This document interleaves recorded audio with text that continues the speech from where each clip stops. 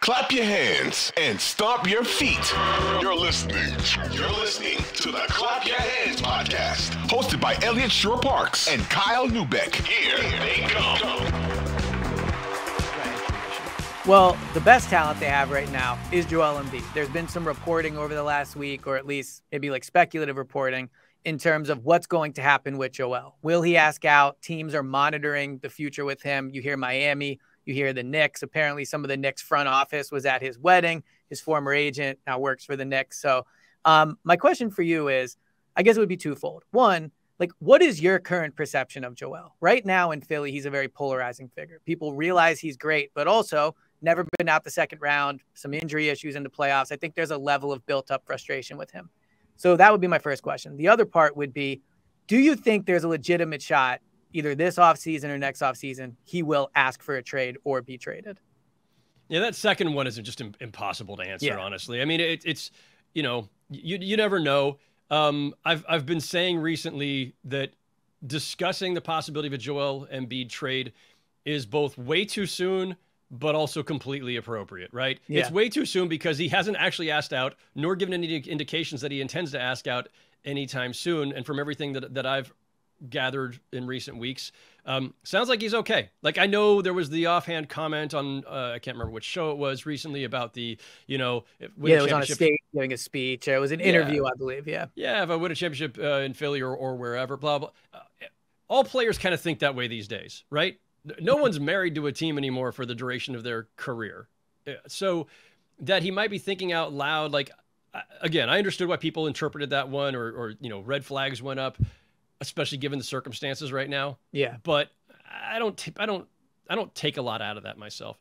So it's way too soon, but it's also not too soon, right? Because there's been enough tumult there the last couple of seasons, the last few years, and enough disappointing finishes that it's not unreasonable to think that he might get there, but he's not there right now.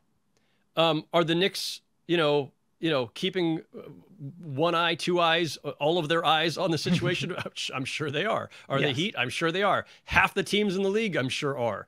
That's the way the league operates. Before Giannis signed his extension, the December or whatever it was before they won the championship, when he did not yet have a championship or a finals appearance, at that time, before the extension, everybody was circling like vultures, waiting to see if Giannis might ask out. That's just the way the league works. The GMs are all vultures. everybody who doesn't have a superstar or two is looking to poach a guy. That's just the reality of the NBA. And so, everybody is waiting to see if this goes south far. Like, they're all rooting for it. Why wouldn't they be? Yeah. They all want to get their hands on Joel Embiid. So to answer the first part of your question, Joel Embiid is an incredible player. I always... Like, I never tell fans how to feel, and I understand when you've got a great player and things fall short, right? I started my career covering, the NBA in 1997 as a beat writer covering the Lakers. Shaq and Kobe were going into their second season together, and I watched them rattle off 3 championships in a row.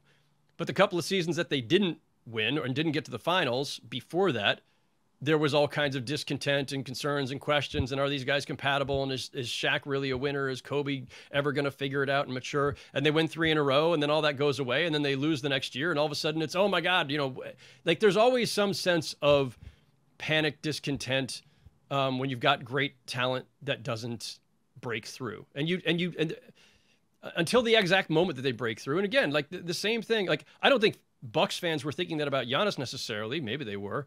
But there were questions about whether Giannis could lead that team anywhere until they finally did. I think this is just the way it goes. Joel Embiid is the reigning MVP, 2-time runner-up before that, will enter next season as among the favorites to win it again. Like, I have no questions and no concerns about Joel Embiid. I think sometimes it's just a bad break here or there in this league. Sometimes it's, you come up with a bad game at the wrong moment. They're going to be tied to him as long as he wants to be there. Well, it's funny you say that because I agree. You never want to tell fans how to feel, but I can tell you in Philly, they do feel a level of frustration right now. But ultimately, I fall in the same place you do. Joel is a top 5 player in the NBA, arguably top 3. Last year, he was top 1 in terms of winning the MVP.